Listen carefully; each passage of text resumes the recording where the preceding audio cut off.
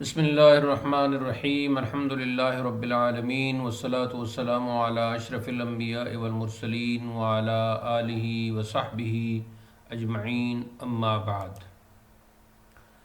قواعد زبان فارسی کے درس میں ہم حروف کے خاص معنی پڑھ رہے ہیں، تو آج آغاز ہوگا حرف قاف سے، جسے ہم عموماً سمجھانے کے لیے کینچی والا کاف کہہ دیتے ہیں، اور عربی میں اس کو خاص طریقے سے ادا کیا جاتا ہے قاف۔ اس میں ذرا منہ میں، زبان میں، آواز میں ذرا بھاری پن بھی آ جاتا ہے۔ لغت میں مرد مستغنی کو کہتے ہیں قاف، یعنی قاف الف فا، قاف پورا۔ اور بعض اصطلاحات میں ایک پہاڑ کا نام بھی ہے کوکاف، تو جہاں کہیں قاف لکھا ہو تو اس سے مراد کوہکاف بھی ہوتا ہے۔ یہ بھی ان حروف میں ہے جو عربی زبان سے خاص ہیں، فارسی میں ان سے کوئی الفاظ نہیں بنتے۔ تو البتہ یہ ہے کہ بعض جگہ فارسی کے الفاظ میں اگر قاف نظر آئے تو اس کے بارے میں قواعد کی کتابوں میں عموماً یہی ملتا ہے کہ وہاں اصل میں کتاب والا کاف ہوگا یا غین ہوگا۔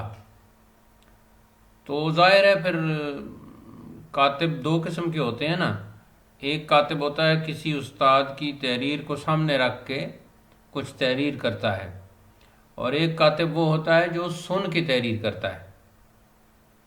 جیسے اب ہم کلاس میں بولتے ہیں تو آپ سن کے تحریر کرتے ہیں، تو جب سن کے تحریر کرتے ہیں تو آپ کسی بھی طریقے سے کچھ بھی، کسی انداز سے کسی حرف کی جگہ کوئی بھی حرف لکھ سکتے ہیں۔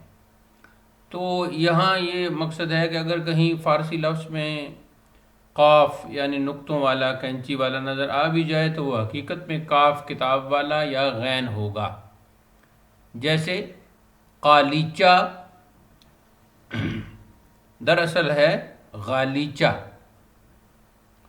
تو اب قالیچہ نقطوں والے کاف سے اگر لکھا ہوا ملتا ہے تو وہ اصل میں غالیچہ ہے۔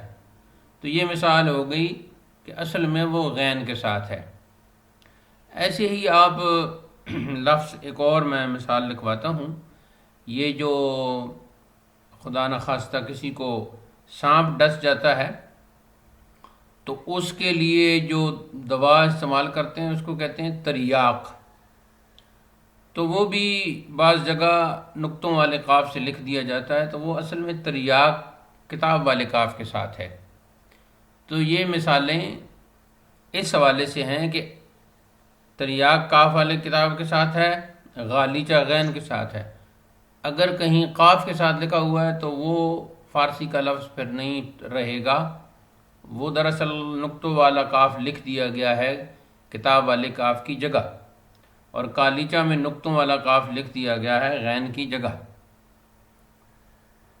اگلا حرف ہے جی کاف، اور کاف جو ہے یعنی پہلا قاف تھا قاف، اس کو ذرا اس طرح بھی کر سکتے ہیں، عربی میں تو ادائیگی میں تفریق ڈال سکتے ہیں، لیکن فارسی میں قاف پہلا جو ہے وہ نقطوں والا قاف اور دوسرا کتاب والا قاف۔ مرد خشمناک یعنی جو مرد غصے والا ہوتا ہے اسے کاف کہتے ہیں۔ غصہ تو خیر ہر مرد میں ہوتا ہے، ہر انسان میں ہوتا ہے، لیکن بعض لوگ ایسے ہوتے ہیں کہ ان کے اندر غصہ بہت زیادہ ہوتا ہے اور چھوٹی چھوٹی باتوں پہ غصہ کرتے ہیں۔ میں کسی عربی کتاب میں غالباً میں نے کہیں دیکھا ہے کہ اگر کسی کے ساتھ آپ کی کوئی دوستی کا عمل شروع ہوا ہے اور وہ جو اپنی چیزیں ہیں ان کے نقصان پر بہت ہی غصے میں آ جاتا ہے اور آپ سے عجیب و غریب انداز میں گفتگو کرتا ہے، تو اس کا مطلب یہ ہے کہ وہ آپ کی بجائے اپنی چیزوں کو زیادہ اہم اور قیمتی سمجھتا ہے۔ تو پھر دوستی کا ہاتھ بڑھانے میں اس میں احتیاط چاہیے، ہوتے ہیں ایسے لوگ۔ اچھا خیر، یہ ہو گیا جی مرد خشمناک، یہ تو اس کا لغوی معنی ہو گیا۔ اس میں ایک تو ویسے تو خیر یہ اتنا استعمال نہیں ہوتا اس طرح، لیکن اس میں ایک بدل کا چلتا ہے کہ یہ کبھی کبھی بعض حروف سے بدل بھی جاتا ہے۔ تو کبھی کاف کی جگہ ہا آ جاتی ہے بعض الفاظ میں، اور یعنی ہا کی جگہ کاف آ جاتا ہے، یہ ہا سے بدلتا ہے، تو پھر ہا پہلے ہوتی ہے، مثلا بندہ تو یا خواجہ، تو کبھی خواجکک یا بندکک بول دیتے ہیں، تو وہ جو بندہ کی ہا ہے وہ کاف سے بدل گئی، اور خواجکک میں خواجہ کی جو ہا تھی وہ بھی کاف سے بدل گئی، تو یعنی یہ ہا سے بدلتا ہے، اور یہ اس میں بندکک اور خواجکک میں تصغیر کا معنی پایا جاتا ہے۔ اب تصغیر جو ہے وہ اس کا ایک حقیقی معنی ہے کہ کسی چیز کو چھوٹا کر کے بیان کرنا، اور دوسرے اس کے بلاغی معنی ہے پیار سے کسی کو کچھ کہنا، تو اس کے لیے تصغیر کا لفظ استعمال ہے، جیسا کہ ہم پڑھ چکے ہیں، یا حقارت کا اظہار کرنا۔ تو کبھی کبھی یہ خا سے بھی بدل جاتا ہے، تو اس طرح پھر اس میں، لیکن اس کا جو زیادہ استعمال ہے وہ کے، یعنی کاف کے ساتھ ہاں ملتی ہے نا تو بن جاتا ہے کے، تو وہ فارسی میں زیادہ استعمال ہوتا ہے، جیسا کہ پہلے بھی ہم پڑھ چکے ہیں، حروف بیانیہ میں بھی کے آتا ہے، اور حروف شرطیہ میں بھی آتا ہے، کبھی علت بتانے کے لیے آتا ہے، تو کبھی استفہام کے طور پر بھی آتا ہے، تو اس طرح اس کے مختلف معنی آتے ہیں۔ تو ہم اس کے کچھ معنی پڑھ لیتے ہیں، مثلا خدایا براں تربت نامدار، یہ شیخ کا شعر ہے،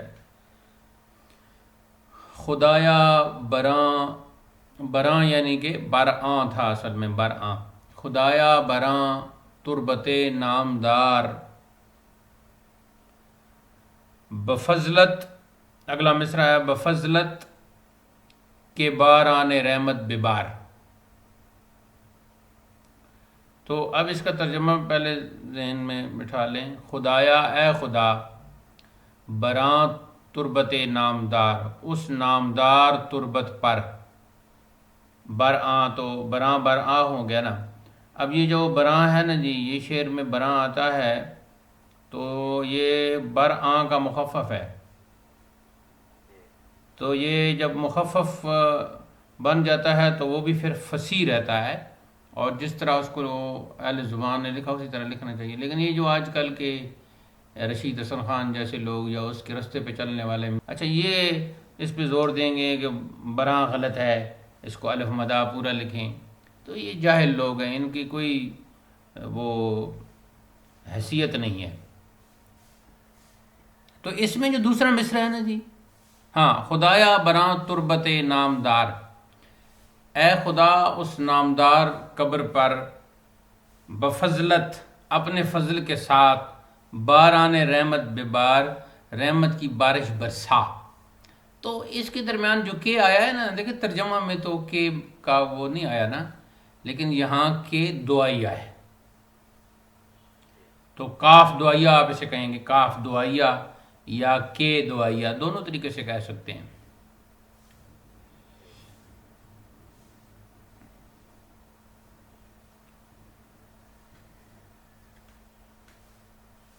اچھا اب ایک شعر میں اور لکھواتا ہوں، اس میں کاف کا معنی بھی آئے گا اور ایک نئی اور چیز بھی اس میں آئے گی، تو وہ ہے جی بمعنی ہر،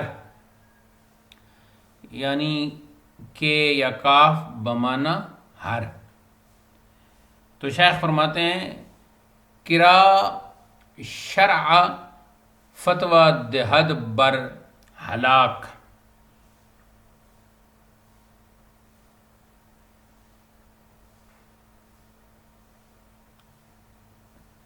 کرا شرع فتویٰ دہد بر ہلاک، یعنی وہ شخص کرا وہ جو کہ جس کے ہلاک کا فتویٰ شریعت دے.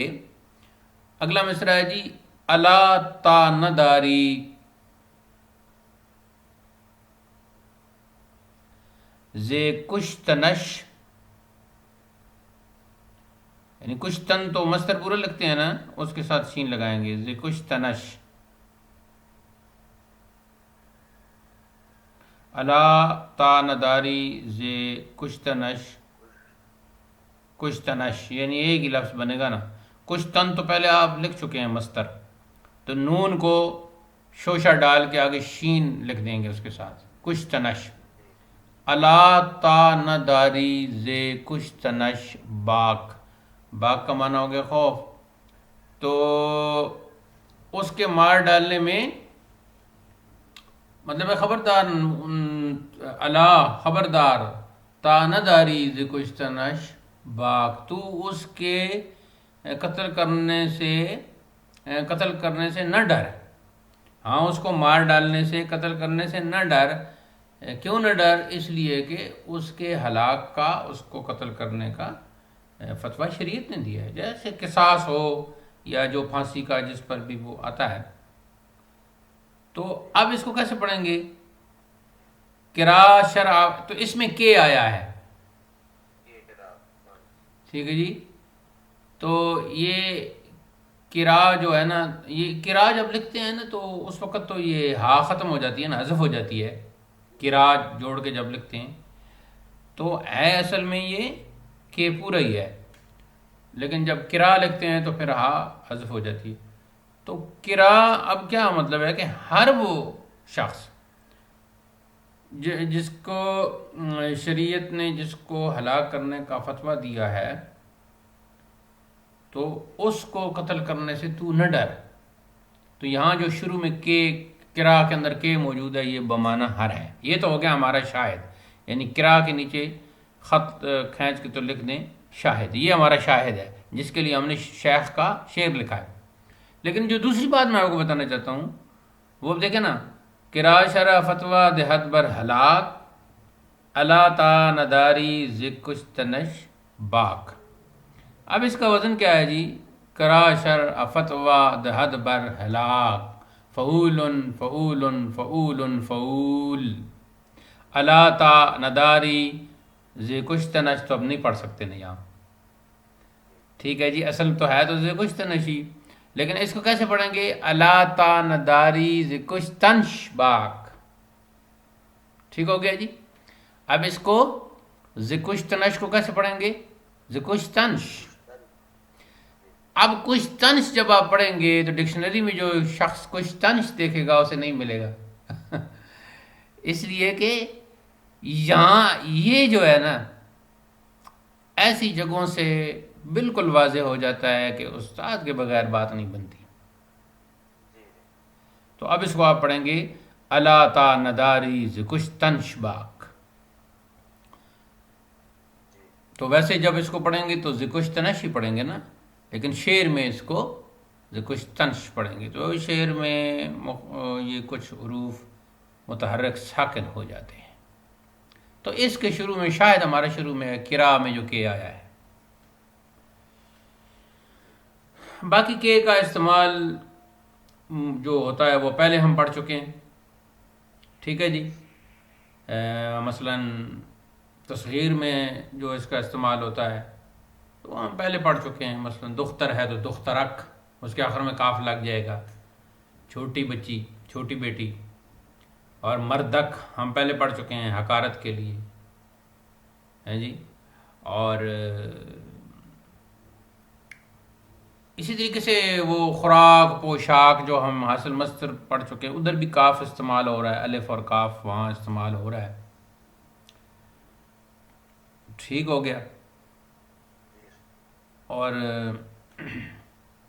کے بیانیہ اور کے جو ہے وہ یعنی اس طرح اگر اس کو کاف کہیں تو کئی معنی میں استعمال ہوتا رہتا ہے۔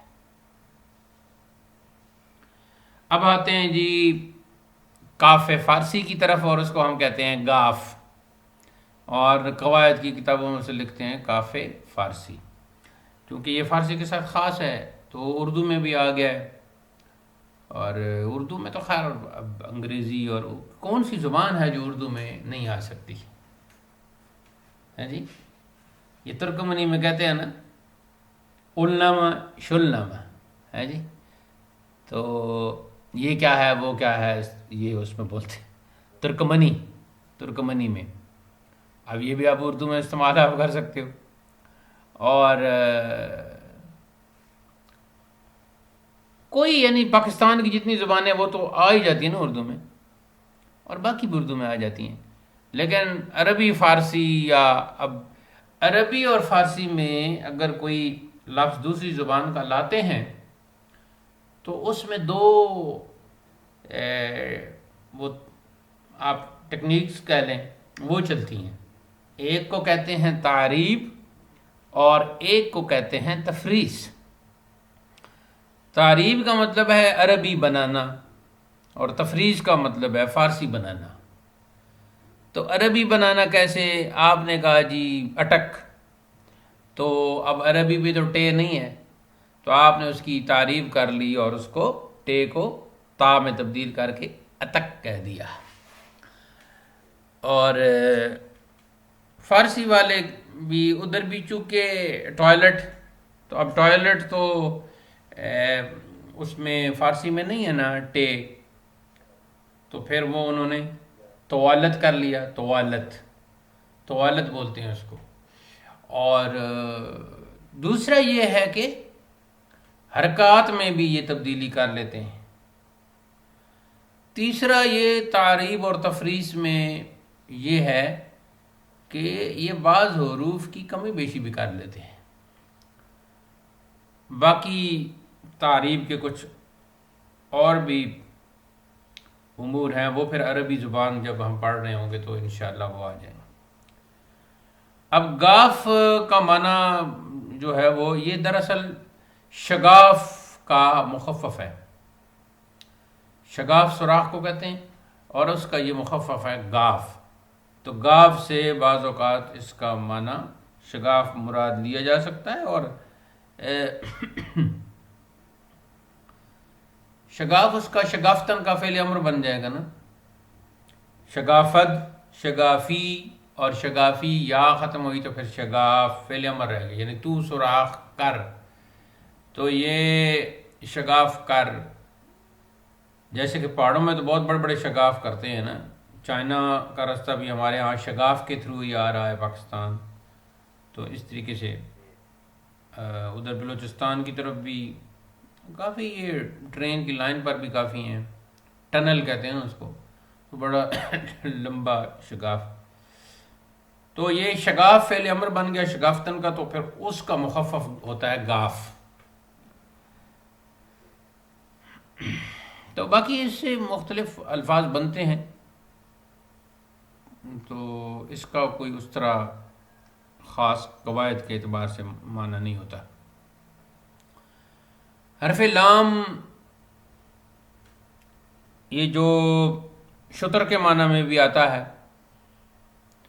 شتر کو بھی لام کہتے ہیں، اور شتر کے اوپر جو یا گھوڑے کے اوپر جو زرہ ہوتی ہے اس کو بھی لام کہتے ہیں،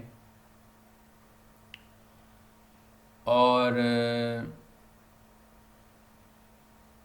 زلف کو بھی لام کہتے ہیں۔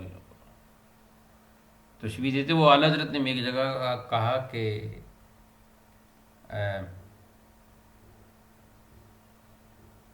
یاد گیسو ذکر حق ہے آہ کر، دل میں پیدا لام ہو ہی جائے گا۔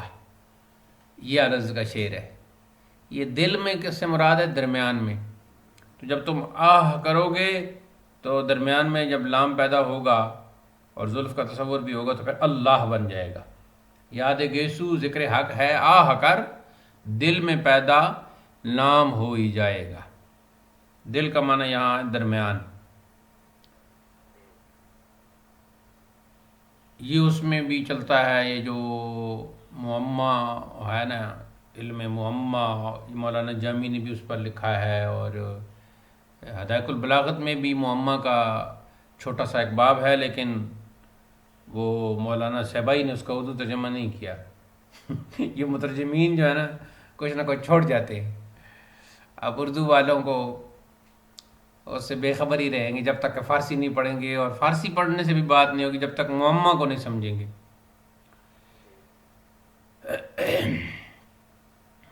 تو معمہ کے لیے سمجھنا پڑتا ہے کہ کون کون سا لفظ کس معنی میں اس میں ایک لفظ دل ہے، دل بمعنی درمیان، تو اس کے لیے سر بھی بولتے ہیں. مثلا آپ نیک ہیں سر نکال کر، تو اس کا مطلب ہوگا کہ جو لفظ نیک کا سر ہے وہ آپ نکال دیں گے تو پھر پیچھے یک رہ جائے گا، اور وہ پنجابی میں خاص معنی میں استعمال. تو یہ معمہ کا یہ انداز ہوتا ہے. لیکن اس کے لیے معمہ، علم معمہ، فن کہنا چاہیے، فن معمہ کو سمجھنے کے لیے اچھا دماغ اور فرصت درکار ہے. اور مولانا جامی نے تو فن معمہ میں بہت سے قطعات اور رباعیات کہی ہیں.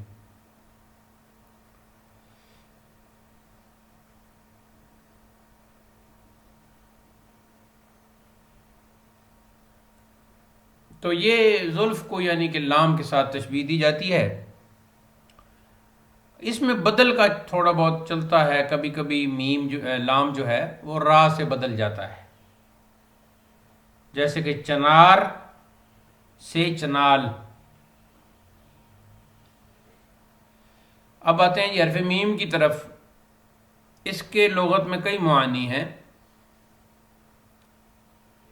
یہ شراب کو بھی کہتے ہیں میم، اور لمبی کھجور جو ہوتی ہے نا، خرمائے دراز، اس کو بھی میم کہتے ہیں. اور استعارتاً منہ کو بھی میم کہہ دیتے ہیں شعراء کے نزدیک، کہ میم منہ گول ہے تو میم بھی گول ہے. تو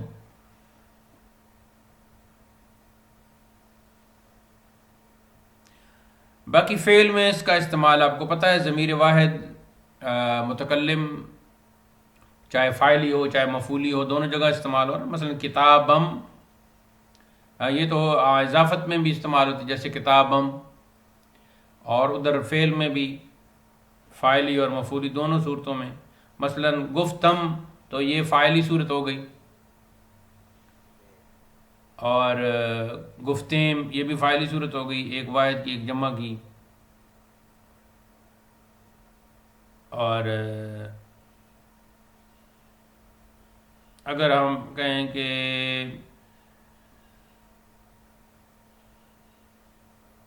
منفصل کریں تو گفتعم، ٹھیک ہے جی، پہلے گفتم تو متصل ہے نا، تو گفتعم یہ منفصل ہو گیا، گفتعیم.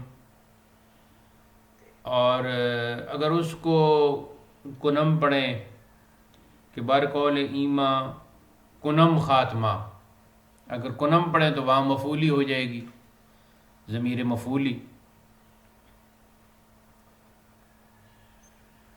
تو اس طرح یہ ضمیر فعل کے ساتھ بھی استعمال، اور اسم کے ساتھ بتا دیا اضافی، یعنی کتابم میری کتاب.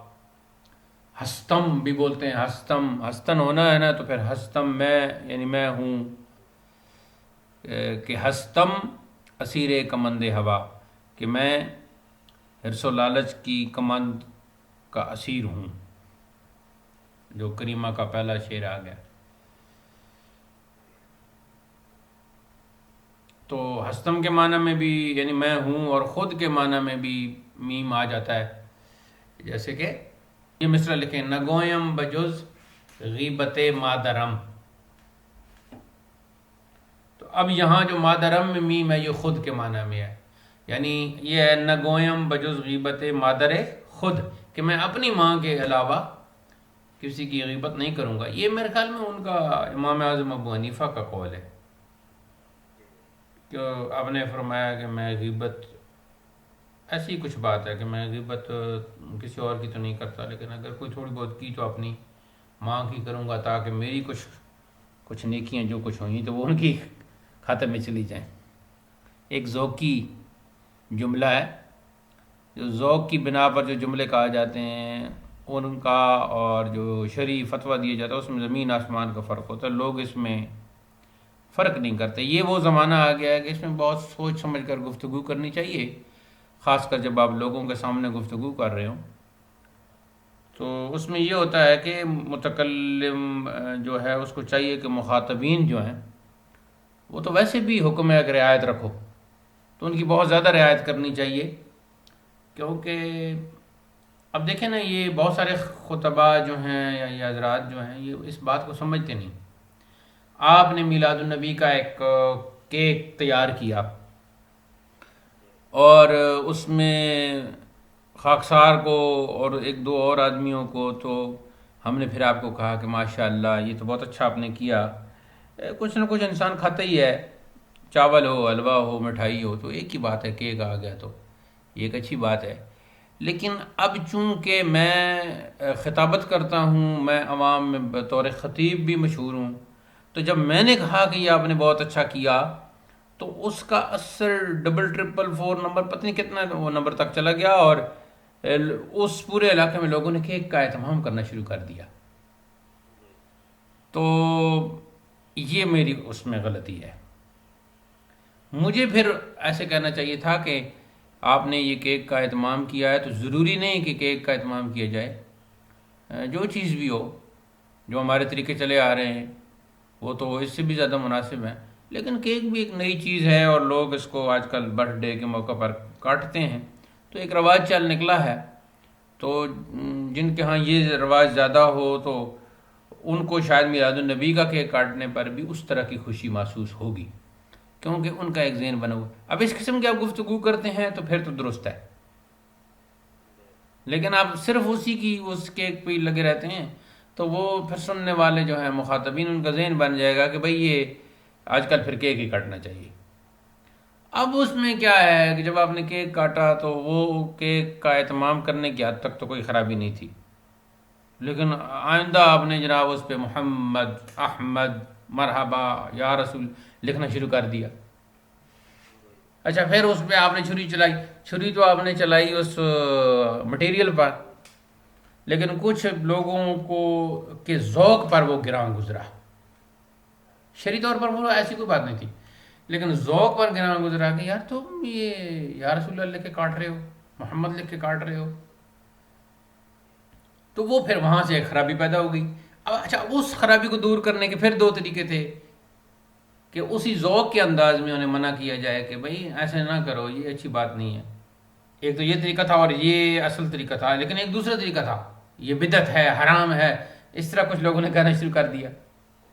بلکہ ہم تو کہتے تھے پہلی بدعت ہے، آپ یہ اور بڑھتی جائے۔ ہاں جی، تو پھر اس طرح خرابی پیدا ہو جاتی ہے معاشرے میں۔ تو اس لیے متکلم جو ہے نا اس کو بہت سوچ سمجھ کے بولنا چاہیے اور مخاطبین کو سامنے رکھنا چاہیے۔ اس کے علاوہ میم جو ہے وہ فعل ناج پر استعمال ہوتا ہے کہ آپ نے کوئی بھی فعل امر بنایا، مثلا خور، تو اس کو ناج بنانے کے لیے مخور، زن، مزن، ٹھیک ہو گیا جی، اور رو مرو، اور کن مکن، تو اس طرح میم حرف ناج بھی کے معنی میں بھی استعمال ہوتا ہے۔ اور کبھی کبھی یہ مثال کے طور پر کچھ نسبت کا معنی، تخصیص کا معنی، تعین کا معنی یہ بھی دیتا ہے، جیسے یکم ایک والا یا پہلا، دوم دو والا یا دوسرا، سوم تین والا، سے والا یا تیسرا، تو اس طرح ادھر بھی میم استعمال ہوا ہے۔ اور کبھی کبھی کسی لفظ میں زائد بھی استعمال ہو جاتا ہے، یعنی حقیقت میں اس لفظ کا وہ پارٹ نہیں ہوتا، حصہ نہیں ہوتا، جزو نہیں ہوتا، لیکن وہاں استعمال ہو جاتا ہے، تو اس میں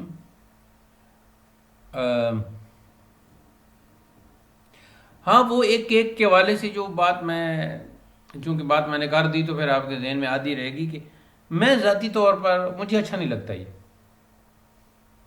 ہاں جی، ویسے بھی کیک کاٹنا اور یہ طریقہ مجھے پسند ہی نہیں، تو اس لیے جب ویسے ہی نہیں پسند تو میلاد النبی کے موقع پر تو اور کہنا چاہیے، لیکن اگر کسی نے ایسے کر لیا تو اس نے غلط نہیں کیا، اس نے موجودہ رواج کو سامنے رکھا ہے، لیکن البتہ اس میں احتیاط کرے کہ اوپر کوئی شعر نہ لکھے، کملی والا آ گیا اور پھر اسی کو ہی کاٹنا شروع کر دے۔ فن کا مظاہرہ اگر کرنا ہے کیک سے تو وہ کسی دوسرے طریقے سے بھی کیا جا سکتا ہے، اس میں آپ رنگ ڈال لیں، کوئی جھنڈے جھنڈیاں یا کوئی پھول بنا لیں، ہاں گلاب کا پھول بنا لیں، اس کا ایک تصور کر لیں کہ یہ خوشبو پھیل رہی ہے جی، محبت رسول کی خوشبو پھیل رہی ہے، تو اس طرح کا فن کا مظاہرہ آپ کیک پر کر لیں۔ لیکن اب ایک لڑکا ہے جی صدام، تو اس نے برتھ ڈے پہ کیک کاٹا تو اس نے صدام لکھا، تو آپ نے کہا اس نے صدام لکھا ہے تو ہم محمد لکھیں گے، احمد لکھیں گے میلاد کے موقع پر، یہ اچھی بات نہیں۔ تو اب میں نے آپ کو اپنا ذاتی ذوق بتا دیا ہے کہ مجھے یہ کم از کم یہ کیک کاٹنا ہو یہ اچھا نہیں لگتا۔ تو یہ آ گیا جی مثال، کبھی زائد بھی آ جاتا ہے، زائد شاعر کبھی وزن پورا کرنے کے لیے، کبھی قافیہ کی کوئی مجبوری ہوتی ہے تو وہ اس میں میم زائد آ جاتا ہے۔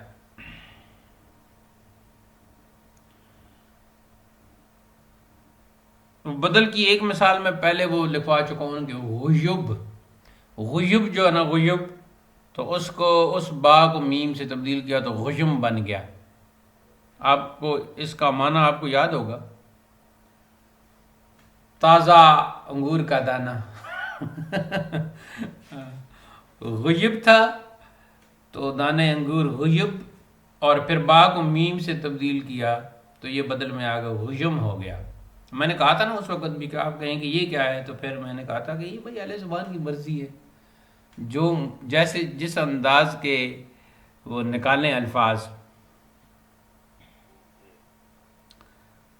تو کبھی نون کے ساتھ، نون ہوتا ہے نا نون، تو اس کو بھی کبھی میم کے ساتھ بدل دیتے ہیں۔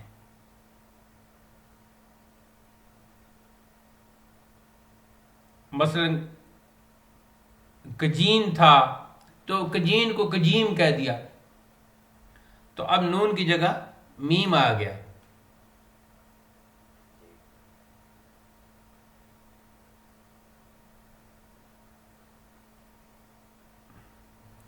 کبھی غین سے تبدیل ہو جاتا ہے، جیسے پیمانہ لفظ ہے، پیغانہ ہے پیغانہ، یا پیمانہ لفظ ہے تو اس کو پیغانہ بھی کہہ دیتے ہیں، تو اب میم کی جگہ غین آ گیا۔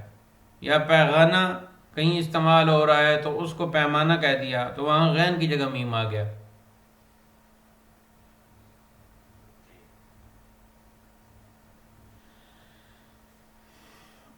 اور کبھی یہ تانیث کے اظہار کے لیے بھی آتا ہے حرف میم،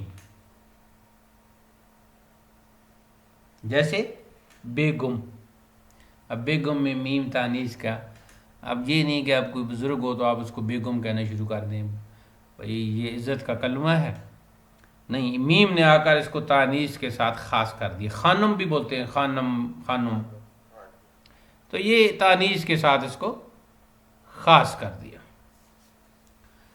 اب ہم آتے ہیں جی حرف نون کی طرف، تو اس کا لغت میں جو مشہور معنی ہے وہ ہے ماہی، اور ماہی ہم کس کو کہتے ہیں؟ مچھلی کو۔ اور شمشیر کو بھی کہتے ہیں نون، اور تنہ درخت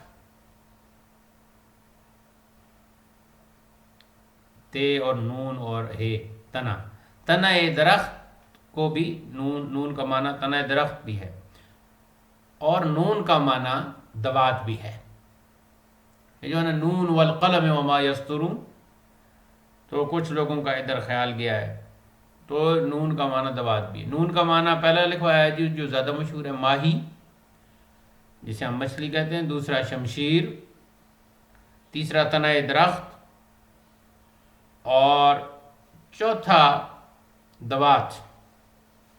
یہ تو اس کا ہو گیا جی لغوی معنی، عربی یعنی اکارڈنگ ٹو عربک ڈکشن ہوگا۔ اب آگے آتے ہیں جی کہ اس کو اکنو ہم نے پڑھا، اکنو کا معنی نا اب، اکنو، تو اکنو کا معنی ہے اب، اور اکنو کا مخفف ہوتا ہے کنو، اور کنو کا پھر مخفف ہوتا ہے نو، تو نون جو ہے وہ اکنو اور کنو کا مخفف بھی ہے، اختصار کہہ لیں، مخفف کہہ لیں۔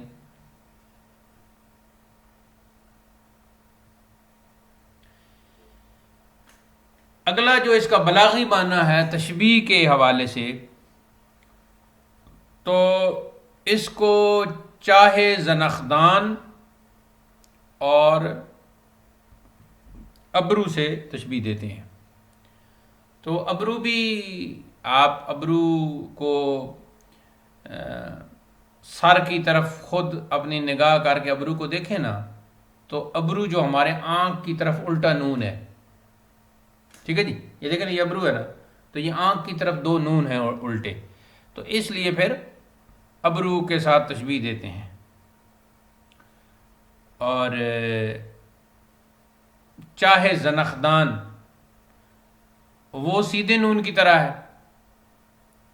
ہوتا ہے، تو اس کے ساتھ بھی، تو یہ جی زنخدان جو ہے نا، زنخدان یہ اس کو پڑھتے ہیں زنخدان، اور چاہ کہتے ہیں کنویں کو، تو یہ جو جگہ ہے نا، یہ جہاں ریش شروع ہوتی ہے، تو اس کے درمیان میں ایک گڑھا سا ہوتا ہے بعض لوگوں کا، تو ان کی یہ ٹھوڑی جو ہے، ٹھوڑی دو حصوں میں ان کے تقسیم ہوتی ہے، اور وہ درمیان میں سے جو گڑھا سا ہوتا ہے اسے کہتے ہیں چاہے زنخدان، تو اس کو نون سے تشبیہ دیتے ہیں۔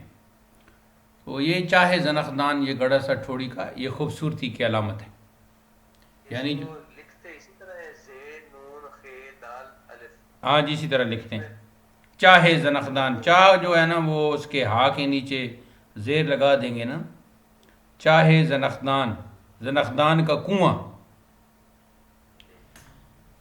تو وہ چونکہ گڑھا ہوتا ہے نا، تو اس کو پھر چاہ کہہ دیتے ہیں، چاہ میں مبالغہ ہے، تو مبالغہ ایسے مقام پر جو ہے وہ خوبصورتی کا باعث بنتا ہے۔ تو یہ جی تشبیہ کا معنی دو ہو گئے، یعنی کہ ابرو کو بھی اس سے تشبیہ دیتے ہیں، اور چاہے زنخدان۔ اس کے علاوہ اس کا اگلا معنی ہے جی کہ یہ فعل مثبت کو فعل نفش بنانے میں کردار ادا کرتا ہے، اور فعل کے شروع میں آ کر اس کو نفی کے معنی میں کر دیتا ہے، منفی کے معنی میں کر دیتا ہے، جیسے کرد سے نہ کرد، اور گفت سے نہ گفت، جو ہم نے فعل منفی پڑھا ہے، تو اس کا یہی طریقہ ہے۔ مضارع میں بھی چلتا ہے، نہ کند، نہ گوید۔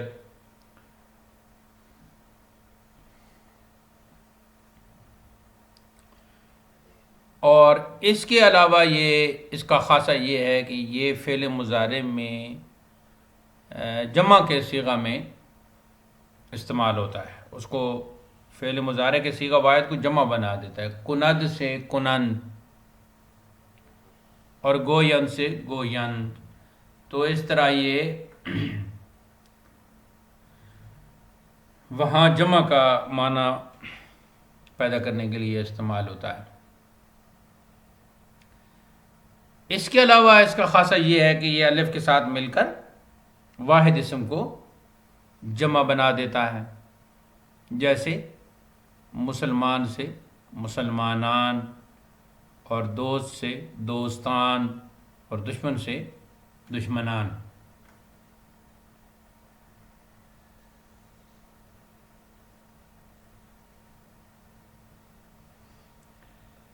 اور ایک بات جو میں بھول گیا کہ یہ مصدر کی علامت بھی ہے، تو یہ آپ اگلے اسی نمبر پر لکھ لیں کہ فارسی میں یہ مصدر کی یہ حرف مصدر کی علامت بھی ہے. جو کوئی مصدر لکھ دیں، کردن، گفتن، خفتن، خوردن.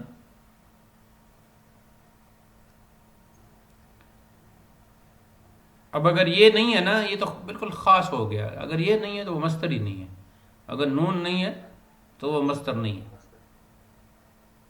اور آخری اس کا لکھیں کہ یہ کبھی کبھی بعض الفاظ میں زائد بھی آتا ہے.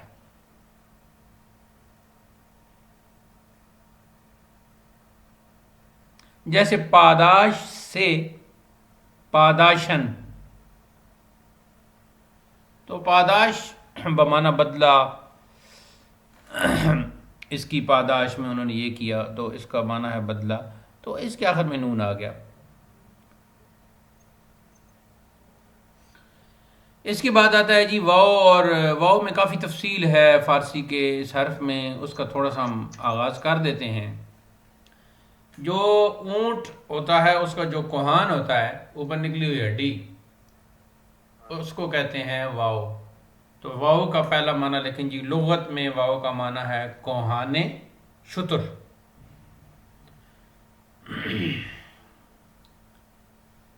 اور واو عربی میں تو اس کے کئی معنی ہیں، بلکہ ایک دفعہ میں نے غور کیا تو اس کے تقریباً عربی میں یہ 15 اس کے معنی بنتے ہیں، اسالیب اس کے بنتے ہیں 15، جن میں سے ایک قسم کے معنی میں بھی آتا ہے، واللہ، اللہ کی قسم.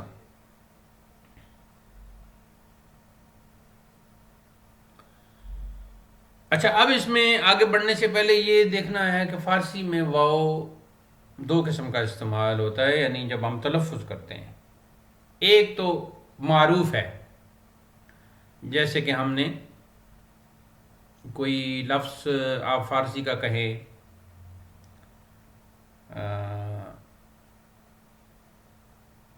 مثال کے طور پر عربی کا لفظ نور ہے تو وہ فارسی میں استعمال ہوتا ہے تو نور، تو اس میں واو معروف پڑھا جا رہا ہے.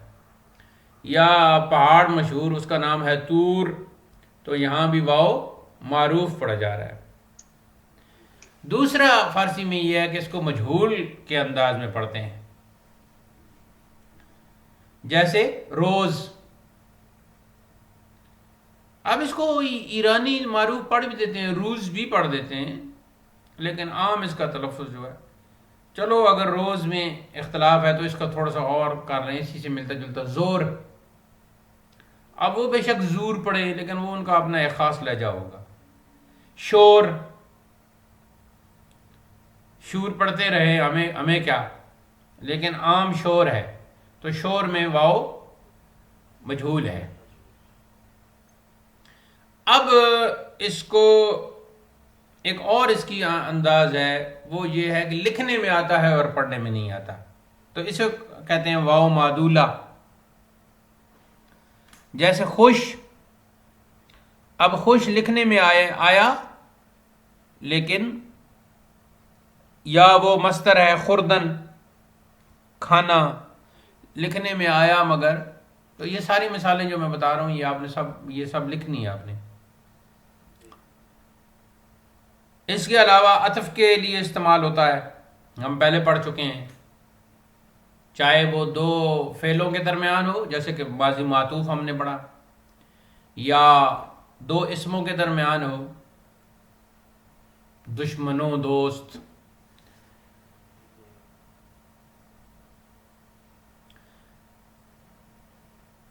اس کے علاوہ کچھ معنی ہم نے اس کے پہلے پڑھ لیے ہیں واو کے.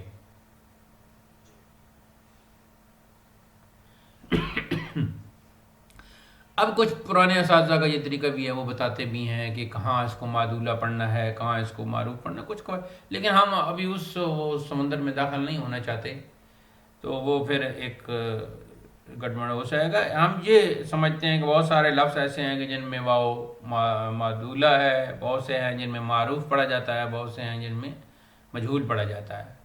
اب جو واو معدولہ جہاں وہ خوش کی میں نے مثال دی، خوردن کی مثال دی، اب اس میں خواجہ ہے، خواجہ تو لکھنے میں تو ہے خود، اور جیسے کہتے ہیں خود نوشت، ٹھیک ہو گیا جی۔ یہ لفظ استعمال ہوتا ہے استاد کے لیے، ایک لفظ استعمال ہوتا ہے اخوند، تو اخوند بھی واو کے ساتھ لکھتے ہیں، تو اس کو لوگ اخوند پڑھتے ہیں، اخوند پڑھنا غلط ہے۔ حضرت ایک بہت بڑے بزرگ گزرے ہیں، حضرت اخوند درویزہ۔ اچھا، ان کی ایک کتاب، دو کتابوں کا میں نے، ایک کا ترجمہ، ایک ارشاد الطالبین، اور دوسری جو کتاب ہے اس کا بھی شروع کیا تھا، تذکرۃ الابرار والاشرار۔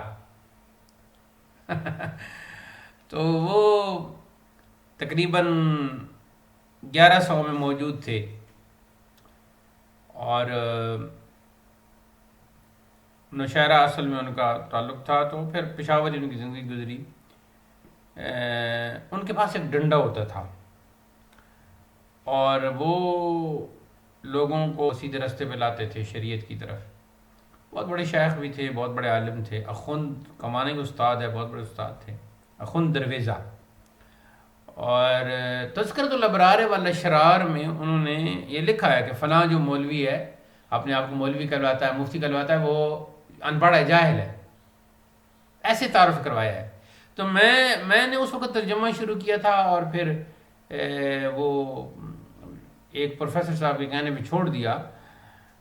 اس میں اگر اس کا ترجمہ کیا جاتا یا اس کو سامنے رکھا جاتا، تو وہ ایک سٹائل دیا ہے خود درویزہ نے کہ ہر دور میں ایک ایسی کتاب ضرور لکھو جس میں تعارف کرا ہو کہ فلاں جو مفتی اپنے آپ کو کہلا رہا ہے وہ مفتی نہیں، فلاں جو اپنے آپ کو پیر کہلا رہا ہے وہ 2 نمبر ہے، فلاں جو کاری کا وہ شروع ہو گیا وہ علم تجوید و قرات سے اس کا تعلق نہیں ہے۔ بہرحال ٹھیک ہے جی، یہ کاری کا لفظ بھی استعمال ہوتا ہے نا ہر ایک کے لیے، تو آج کل مفتی کا لفظ بھی ہر ایک کے لیے استعمال ہونا شروع ہو گیا۔ تو وہ ایک انہوں نے، یعنی وہ 1100 میں تھے نا، تو اس وقت 1443 شروع ہو گیا ہے، یعنی 300 سال پہلے، 350 سال پہلے انہوں نے یہ ٹرینڈ دیا تھا۔ تو ان کو اخوند کہتے ہیں، اخوند درویزہ۔ تو اس میں بھی واو معدولہ ہے، یعنی تلفظ میں پڑھنے میں نہیں آتا لیکن لکھنے میں آتا ہے۔ تو ایک ہوتا ہے حدود سے تجاوز کرنا، تو اسے کہتے ہیں عدول، عین دال عدول، ٹھیک ہے جی۔ تو جب ہم خوش لکھتے ہیں تو خوش میں واو کے تلفظ سے ہم عدول کر جاتے ہیں، تو اس لیے پھر اس واو کو کہتے ہیں واو معدولہ۔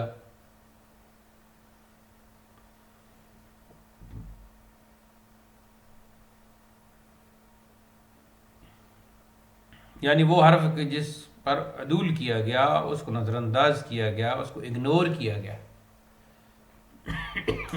خواب، خواب، ہمیں روزانہ خواب آتے ہیں نا، لیکن ہم خواب کو اگنور کر دیتے ہیں، اور خواب کا لفظ پڑھتے وقت واو کو بھی اگنور کر دیتے ہیں۔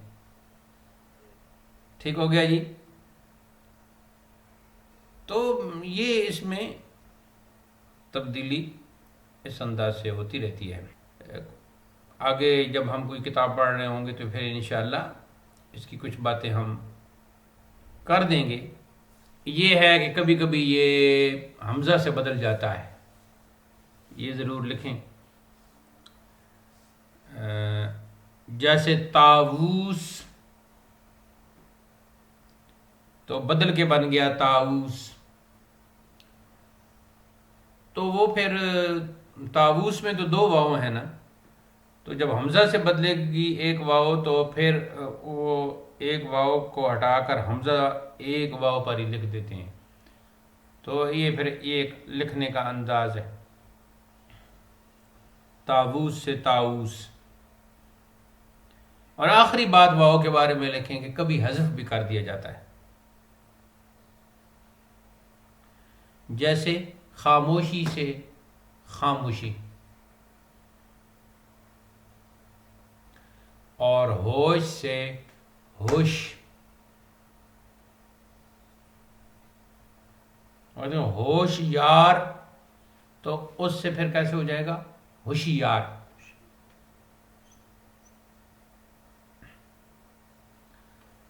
آج کا درس اختتام پذیر ہوا۔ وآخر دعوانا الحمد للہ رب العالمین، والسلام علیکم ورحمۃ اللہ۔